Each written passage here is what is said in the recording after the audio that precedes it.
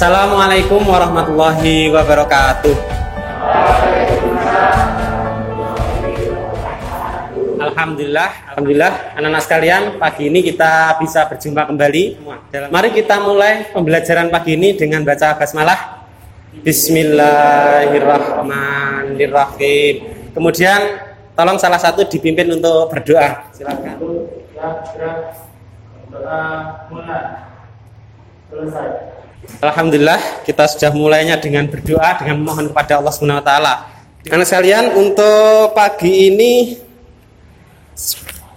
saya absen dulu. Siapa yang tidak masuk siapa? 11 IPS 1. Yang tidak masuk siapa? 1 2 3 4 5 6 7. Alfareza. Semoga kalau Alfareza sedang sakit diberi kesembuhan. Oke sekalian, untuk memulai kegiatan pembelajaran pagi ini, mari kita tadarus bersama. Yuk. A'udzu billahi minasy syaithanir rajim. Shadaqallahul azim. Ya, alhamdulillah kita sudah awali dengan tadarus bersama. Ingat, setiap kita bertadarus, setiap hurufnya ini ada 10 kebaikan yang mengalir untuk kita. Nah sekalian, untuk pagi ini kita akan melanjutkan materi kita yang terdahulu tentang tabligh, dakwah dan khutbah. Nah, tujuan belajarannya untuk kali ini, siswa mampu membuat naskah khutbah sebagai salah satu bagian dari tabligh dan dakwah sesuai dengan ketentuan syariat Islam. Yang kedua, siswa mampu mempraktikkan khutbah sesuai syariat Islam. Tapi sebelum itu semua, ya, untuk menguatkan rasa nasionalisme kita, cinta kita kepada bangsa dan negara, kita awali dulu dengan menyanyikan lagu ini. Satu Nusa, Satu Bangsa. Satu Nusa, Satu Bangsa, satu bahasa kita. Kita bela bersama, dan kita harus memberikan yang terbaik untuk bangsa dan negara kita. Salah satu wujudnya bahwa kita sebagai anak bangsa memberikan yang terbaik kepada bangsa dan negara adalah berbuat baik. Setiap kita berbuat baik itu merupakan salah satu wujud kita mencintai bangsa kita. Dan salah satu wujudnya lagi ketika kita mencintai bangsa dan negara adalah kalau kita mau mengajak-ajak kepada teman kita untuk kebaikan dan melarang mereka dari keburukan. Ngajak-ajak kepada yang baik, melarang dari yang buruk. Itu salah satu wujud kita mencintai bangsa kita. Yang kita bisa berikan kepada bangsa dan negara kita. Kalau pahlawan dulu memberikan nyawanya, raganya, hartanya untuk memperjuangkan kemerdekaan, kita setelah merdeka salah satu yang bisa kita lakukan untuk mengisi kemerdekaan adalah mengajak-ajak yang baik dan melarang teman kita, orang-orang sekitar kita dari perbuatan yang kemungkaran, yang buruk.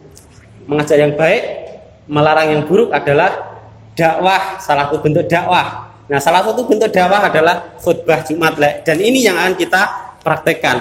Ada yang pernah berkhutbah di masjidnya? Siapa? Belum ada semuanya.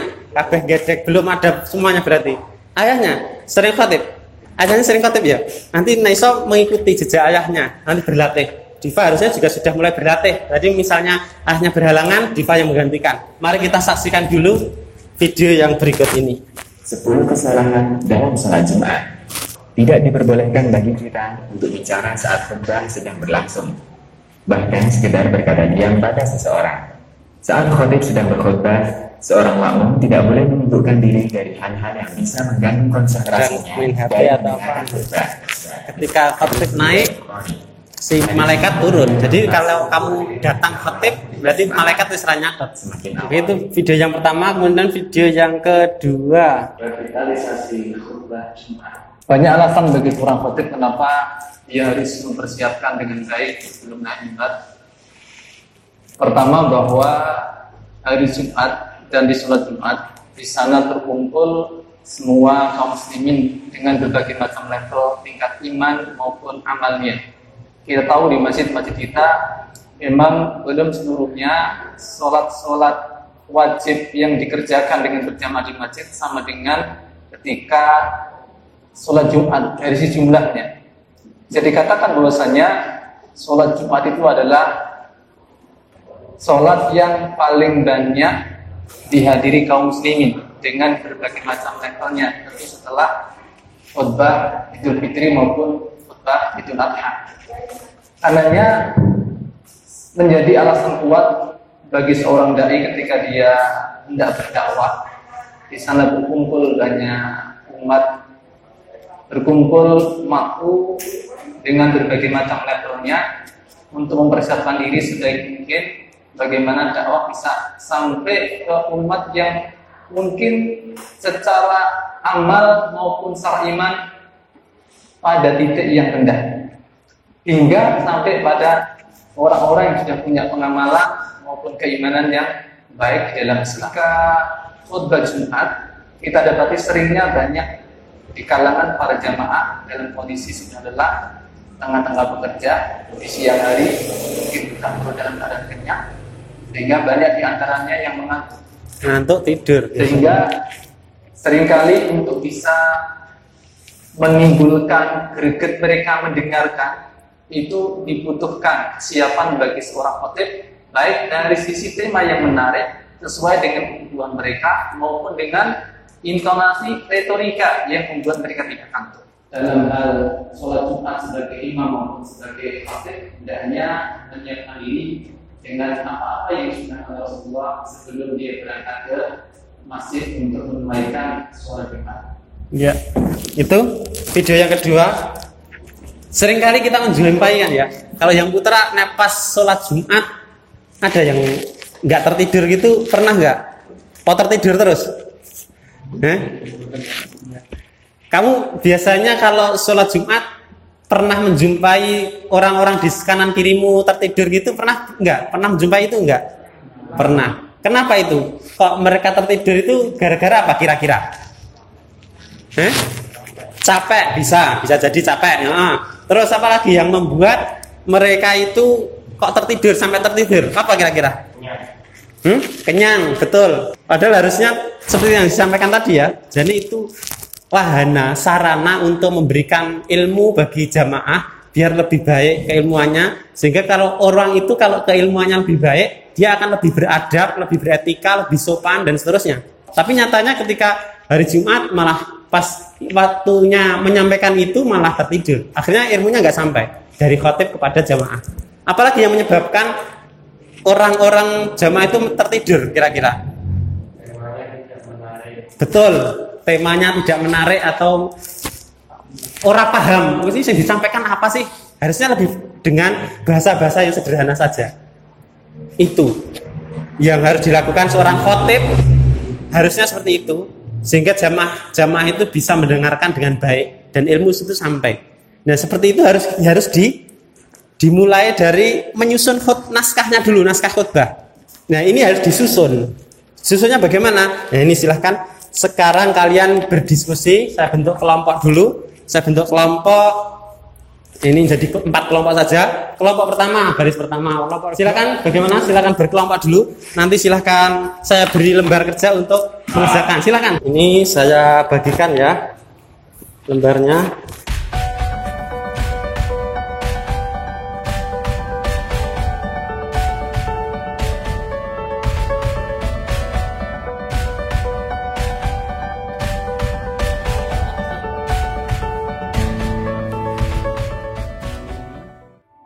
Bacain lagi nggak apa-apa kan sama. Oke, cukup ya. Cukup waktu diskusinya selesai, nanti langsung dipraktekkan ke depan. Praktek khutbah yang lain menilai apakah ada rukun-rukun yang kurang. Nih, seperti yang kita bahas pertemuan yang lalu, apakah ada rukun-rukun yang kurang? Silakan nanti dilihat. Sama yang praktek khutbah keduanya bagaimana? Siap, silakan. Ya.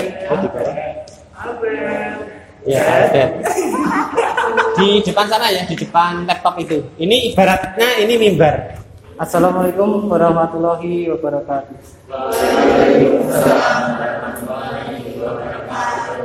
Alhamdulillah hamdan yuwafi ni'amanahu. Jamaah Jumat rahimakumullah. Islam menempatkan tetangga sebagai bagian teramat penting dalam hidup seseorang. Hak tetangga mendapat perhatian besar dalam Islam. Subhana rabbika rabbil izzati amma yasifun. Wassalamu salim walhamdulillahirabbil alamin. Ya, itu tadi yang sudah disampaikan siapa? Albert sudah bagus. Lumayan kita beri aplaus. Ya. Silakan kembali. Penampilan pertama yang luar biasa, bagus, yang berani, sudah berani tampil. Ya seperti itu kira-kira khutbah Jumat. Ada yang menanggapi? Bagaimana kira-kira tanggapanmu? Awet apa? Menyampaikan apa? Apa yang harus dibenahi? Nah, menurutmu apa yang harus dibenahinya? Sudah bagus, sudah berani ya. Ada yang lain apa yang kira-kira yang harus dibenahi lagi apa? Kira-kira kelompok ini apanya? Yang harus dibenahi lagi apanya dari penampilan si Albert dalam berkhutbah? Ya, salah satu yang perlu dibenahi Albert kelancaran dalam membacanya, betul ya. Oke, selanjutnya penampilan yang kedua kelompok yang sini, silakan. Siapa namanya yang mau maju? Ya? Deva, silakan. Yuk. Assalamualaikum warahmatullahi wabarakatuh. Waalaikumsalam warahmatullahi wabarakatuh. Ya, Anda setelah Anda selesai langsung yuk. Alhamdulillah hamda yu'fi ni'amahu wa yukafi madinahu asyhadu alla ilaha illa wa asyhadu anna muhammadar rasulullah. Hujan adalah rahmat dan karunia Allah yang wajib kita syukuri kehadirannya. Allah Subhanahu wa taala berfirman, Afara'aitam wa alladhi tashrabun antum anza'umal minal muzni am qahnul mujlimun. Allahumma arinal haqqa haqqa warzuqna tiba'ah wa qinal batila batila warsuna jatinaba. Ya, luar biasa, sudah semakin bagus, semakin lancar, sudah bisa mengambil pelajaran dari kelompok yang pertama, ya dilancarkan lagi, lebih lancar lagi. Ada yang menanggapi kelompok yang kedua? Ya, lebih lancar kelompok yang kedua. Albert, mungkin yang kelompok pertama tadi karena yang pertama maju sehingga masih catatan penting dari saya diantaranya harus lebih lancar. Yang pertama lebih lancar dalam baca Qurannya. Oke, itu pembelajaran kita pada pagi hari ini. Coba kita simpulkan bersama-sama.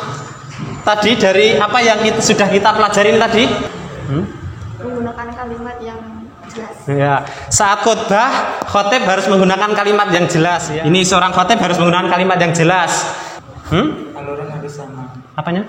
Aluran suaranya. Ya, suaranya, intonasinya itu namanya intonasi. Ya, intonasinya harus tepat, intonasi. Ya, itu seorang khotib harus memandang ke jamaah sekali waktu, jangan harus ke teks terus. Itu diantara kesimpulan yang kita bisa petik pagi hari ini. Kemudian pertemuan yang akan datang kita akan tabliknya. Karena ini khutbah, dakwah dan tablik. Lah, tablik itu kan menyampaikan dan nanti ganti yang putri yang menyampaikan. Tablik menyampaikan. Pertemuan yang akan datang untuk kemudian penilaiannya saya nanti ambil dari LKPD yang sudah saya bagikan, yang sudah kalian kerjakan. Kalau tentang pembelajaran hari ini yang harus dibenahi apa? Apanya kira-kira? Pembelajaran secara umum. Ada usulan? Ya boleh. Apa? Diberi contoh khutbah dulu ya nggak apa-apa. Nanti diberi contoh dulu. Misalnya mau membuat ceramah kultum nanti diberi contoh dulu nggak apa-apa. Ini tadi membuat khutbah ya diberi contoh dulu. Oke, mari kita akhirkan pembelajaran pada pagi hari ini. Subhanakallahumma wa bihamdika. Assalamualaikum warahmatullahi wabarakatuh.